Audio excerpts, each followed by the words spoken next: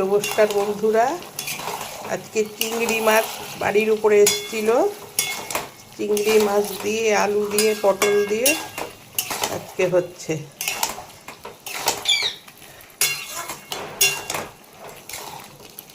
মাছগুলো ভীষণ ভালো ছিল।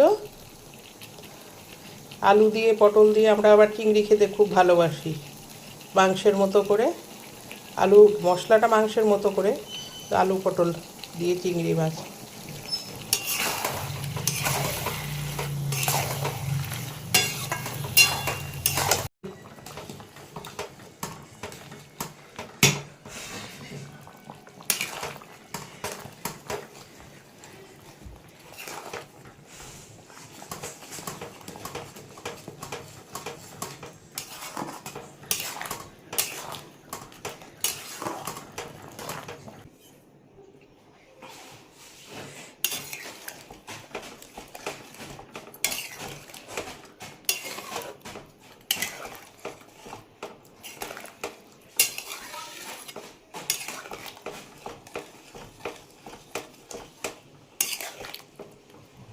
Não me dá dano.